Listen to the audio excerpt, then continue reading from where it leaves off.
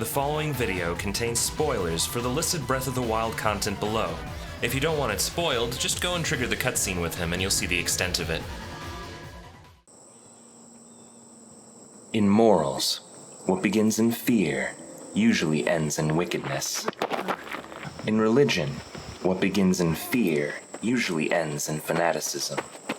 Fear, either as a principle or a motive, is the beginning of all evil. All this talk of fear no doubt conjures images of doom and gloom. The sight of Hyrule Castle oozing a leeching evil goo. The color that only evil could love. Purple. Now surely you don't want to have any memory of that. After all, this is Breath of the Wild. The world is our oyster. We could go anywhere that the light touches. You can start your journey here, in the center of the bleakest monument to Ganon's tyrannical rule, Hyrule Castle. Its will bent, its gnarled walls, a testament to his power and ability to control regions at large.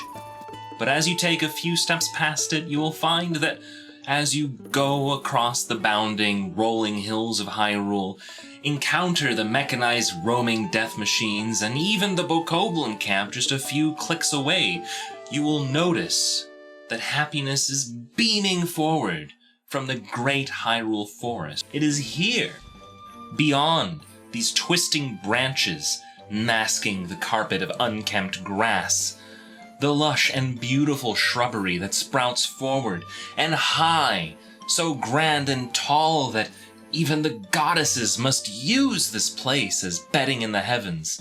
An air so misty and thick with nature that you could swear you are bathing in the local flora. As you wander the paths of the forest, you'll start to feel maybe like you're being watched, like there's someone there observing who you cannot see, who can hear you, yet you cannot hear them. As quiet and swift as a ninja, yet even at such a distance you can sense their benevolence. The Korok people are mysterious, hidden individuals. They do not like intruders, so out of respect for their secrets and privacy, I do not wish to divulge the location of their innermost grotto. That being said, anybody with a strong will, good intent, and are in tune with nature will have no problem finding the grotto, and when you do, you will be welcomed with open arms. A guest stumbling into the Korok forest, awestruck at the sight of the great Deku Tree, one of the last great ancients of the world, rooted squarely in the center of the haven, surrounded by his most faithful followers. They go by many names, like Deku Tree Sprouts, Children of the Forest, Forest Spirits, Deku Sticks, but most people know them simply as Koroks. They live in the heart of the great Hyrule Forest, mere meters away from the heart of all evil in Hyrule. That's where they play without a care in the world, like they're just doing their own thing, building obstacle courses, playfully mimicking heroic feats, and preparing a menagerie of objects, accommodations, and supplies for the fateful day when the hero of the wilds appears. In accordance with the prophecy of the great Tree Father, to the casual observer, they aren't afraid of anything. Except for maybe the observer themselves. You can't help but smile when watching these boundless balls of energy as they play in their natural environment, the sound of rattling twigs as they bound across the open spaces and logs. If you were trying to find refuge in the serenely isolated and untouched woods, I wouldn't blame you for not wanting to leave. But even if you did, you would still be able to find these mysterious children of the forest scattered throughout Hyrule, more than willing to impart their golden seeds to any wayward stranger who happens across them in the most elaborate and well-conceived game of hide-and-seek that I had ever seen in the history of Hyrule. This veneer of cutesy childish playfulness is quickly extinguished and obliterated, however, as soon as you take even a few steps past the extending living roots of the great Deku Tree's aura. Much like anything that is too good to be true, the inner sanctum of this place is nothing but an intangible dream. The spread of Ganon's blight is clear as day in the forest's exterior. The region has been tainted. The previous warm and vivacious aromas of the flowers have been replaced with a cold and unfeeling mist. The grass tipped with frost, and the trees twisted with faces of pain and agony. And monsters wander throughout the forest like it's second nature to do so, like it's their home. Now, these regions are not the most inhabited by the Koroks, so it's understandable that it might suffer some neglect, but they should be well within the supposed protection of the Great Deku Tree's Lost Woods effect. So, how did this happen? Come on. You know what the Lost Woods are, right? Go out into the woods. You start heading a direction, and oh, that's not the right way. Suddenly the shrouded dark trees and rolling mists places you right back at the entrance to the forest, like a lovingly released bunny rabbit. The forest folk aren't violent. They're not into, like, traps and snares or anything. It's just a pat on your back and off you go. Don't trespass again if you don't know the way, little guy. It's cute. Now, I don't think that they meant ill. Truly, I don't. But, ladies and gentlemen, I do not want to alarm you. But they are this close to Ganon's castle, this close to the darkest seed in the entirety of Hyrule, with monsters breaching their inner sanctum, and you're telling me that they do nothing about it? I mean, sure, proximity might play into it a little, but what's going on in those little heads of theirs? What's happening behind those velvety leaf masks with the dark voids where their eyes should be? Can the Koroks be trusted? Look, I'm not going to beat around the bush. The Koroks are agents of Ganon. It's obvious when you think about it. Like, with all the power that Calamity Ganon has, do you really think he's going to leave the forest there, like, pure and happy? Some kind of post-apocalyptic time capsule nature preserve? Look, even if he couldn't navigate the secret path, you don't have to look hard to see the battle scars. As you meander about the path in Hyrule Forest, you will see plenty of evidence to support a forced invasive attack by Ganon. Craters in the trees, monsters close to the inner sanctum. I have no doubt that Ganon's forces muscled their way in, and with that forced entry, so too was the location of the sacred blade revealed. Well, he saw it. All of it. Look, you ever wonder why that blade you're wielding loses charge faster than the collapsing value of the Hylian rupee? It's cursed, man. Doomed. Jinxed. Blighted. Ganon got you with the old hex and hide.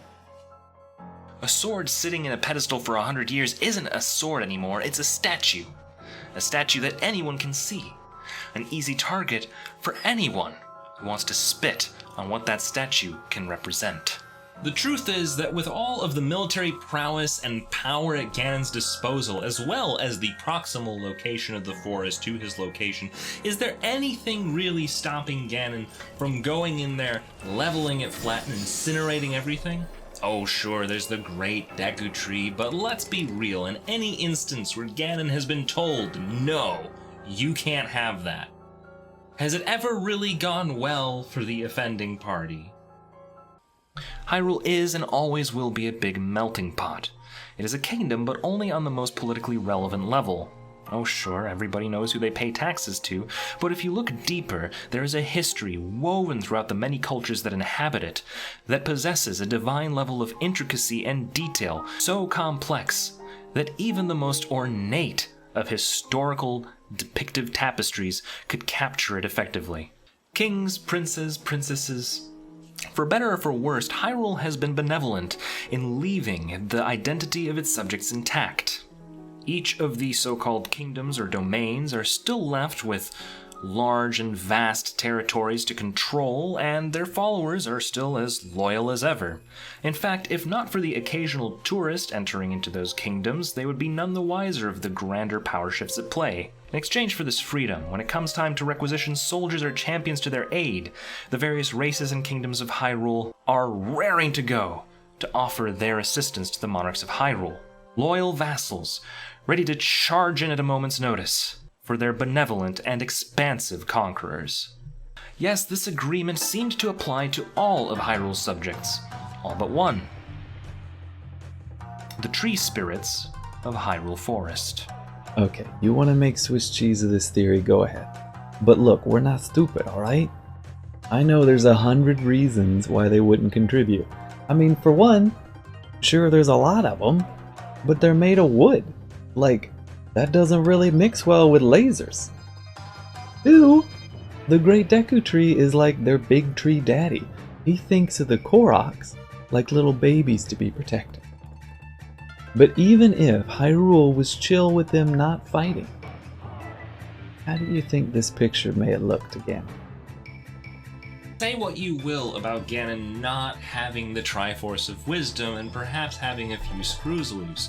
The facts of the matter are that it doesn't take a grade A explorer to learn anything about the existence of Koroks. From local shrine worship to just passing by on a nature trail.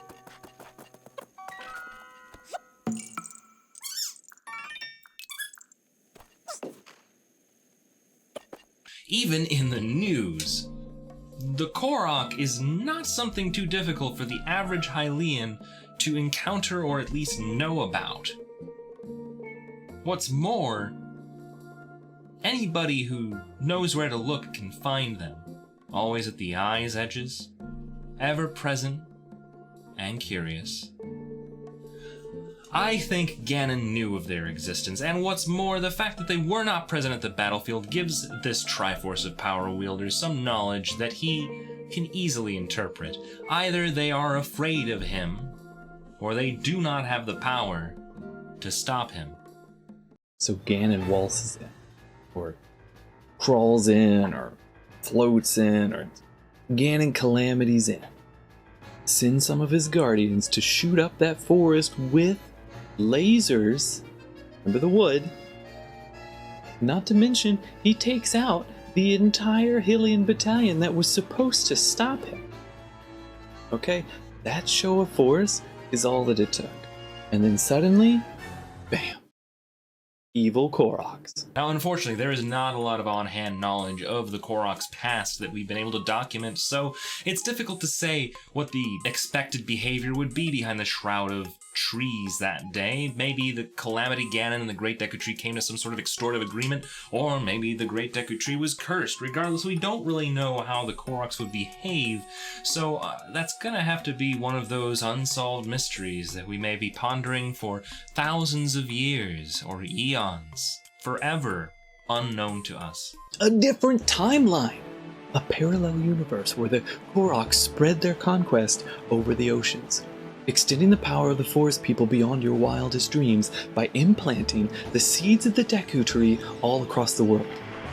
The calculations are mathematically sound. I've done them 100 times. There are other timelines. I can prove it. I just need a few more proofs, and then I can show them. I can Get show yourself the world. together, Captain. What are you talking about? Alternate timelines? We are professionals here. We can't dedicate our time to mindlessly pursuing theoretical hooey that has no objective grounding in fact. And you call yourself a Korok specialist. Disgraceful. Alternate timelines. What? Where am I right now? Now, let's talk facts. What we know is that around this time, the Koroks started to position themselves all over Hyrule, hiding in all the nooks and crannies that you could possibly imagine, and carrying with them in tow golden Korok seeds. But that's not all, my friends. These are not mere seeds. They come from a very special source, the mighty maracas of the one thing that the Koroks could even remotely call their guardian representative, Hestu. And you know, he didn't give them up willingly. Go on the nature trail. Go out in the wilds and meet Hestu, and he will tell you his famous tale of woe. That all the Koroks, every last one of them, took one of his seeds each from his maracas and scattered about in an elaborate prank. Oh, those sly tricksters. Tell me, in the entirety of history, when an entire population pranks somebody, a population of 900 people pull a prank on somebody, is that still a prank at that point? No, I don't think so. It's not a prank, friends. It's a government conspiracy against Hestu, a war against Hestu. So, why would Ganon care about these Koroks again? Well, let's think about it for a moment. Ganon is powerful, he's in control, and despite Zelda's best efforts, she can only weaken him just a tiny bit. But what he does know is that the Hero of the Wilds is soon going to be approaching, knocking on his door, asking for his head. So, all that he really needs to recuperate his power and be able to beat back the force known as the Triforce of Courage, all he really needs is time. So, what we know about the Koroks is that they're an insular group. They don't interact with outsiders that often, so it's very unlikely that they would just on a whim turn on such a grand scale against one of their own, unless there was some kind of grander plan at play. So here is my theory of what happened that day. Hestu cast his Korok seeds from his maracas to his Korok companions and urged them to go to the far corners of the earth in a game of hide and seek. But the game of hide and seek wasn't to prank Hestu. With a little bit of bending of the truth, he could convince the Hero of the Wilds that this was part of an elaborate quest that he should undertake as part of his hero's journey to saving Hyrule. This plan, most likely conceived even by Hestu, perhaps he even convinced Ganon of this plan, was something that would work. The Deku Tree would be beholden to agree, and with a very small bending of the truth could convince the Koroks that this was for the betterment of Hyrule, and at the very least, he knows it would keep his Korok children safe at the very least. After all, why would Ganon go after a cooperative race? And before you say, "Oh, but these seeds are made of gold. How can that be evil?" Oh, how I envy your naivete. Many years studying these seeds from fossils, cultural observations, and simple processing of recent samples, the evidence is fairly conclusive. They're poop. Worthless, valueless, abundant, tree poop. A grand plan of diversion. A master sword that owes more of its characteristics to Excalibur than Excalibur, a Final Fantasy reference for you all. And in a situation where all you really need is a big hearty stick to whack Ganon out. On top of all of that, we have Koroks running all over the place, with the Hero of the Wilds fervently searching for them just to receive from them literal crap as a consolation prize. Not only that, but they're tree spirits, which means that they don't abide by the laws of physics that you or I do. They can be in impossible locations that you will never find them in. If you wanted more proof, explain to me how the Koroks can stay safe in the tranquil lowland hills in front of Hyrule Castle. Yes, these lovely hills upon which sit roving, mechanized, towering death machines known as Guardian Walkers. Somehow, unable to detect the Koroks. It goes about its merry business, but the minute it hears a pin drop, the minute that you are even striding on the same path as it,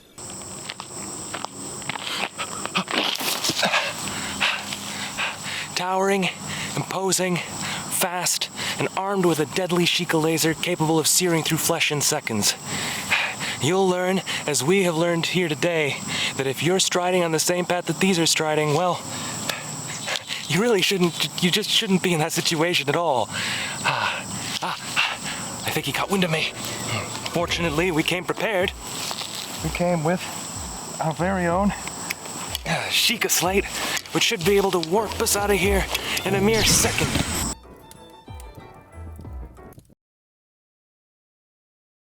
Is he gonna be all right? Was that did you know about? Was that in the script? Was it? This wasn't. Look dangerous, right? I mean, like he's probably dead. And the Koroks, there's like 80 of them right there. They just run around those Guardian Walkers like it's nothing. You telling me those Guardian Walkers can't find them? Sure, they're good at hiding, but those machines have Sheikah-era technology. Ganon knows they're there. They're in the Ridgelands. They're in the lake. They're all over Central Hyrule, which is basically Ganon's crib. Not to mention the Hyrule Castle itself. Now, sure, there's not as many, but think about this. There are at least 25 Koroks just chilling in Hyrule Castle. Do you think that's a place Koroks would go uninvited? I think not. Checkmate. Koroks are evil. I, on behalf of Timbertaft, may he be with Hylia, rest this case. Seriously though, is he gonna be fine? Like that was part of the thing, right? Right? Like it just I just got the old script, yeah. Like there's like an extra page and right, guys? Guys?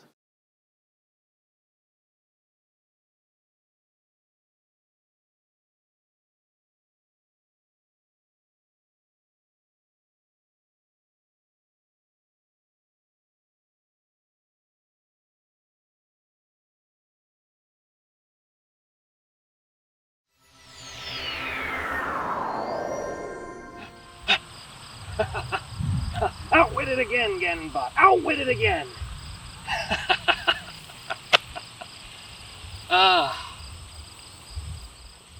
yes, as I sat there contemplating over my recent victory and conquest over the Guardian Walker, I realized that the location where I had warped, this tall tower upon which I hadn't planned an escape, I had no way down. I could potentially be stuck here forever with no rescue. But then I began to wonder some more and thought, living in a world where Koroks could be evil, would I even want to get down?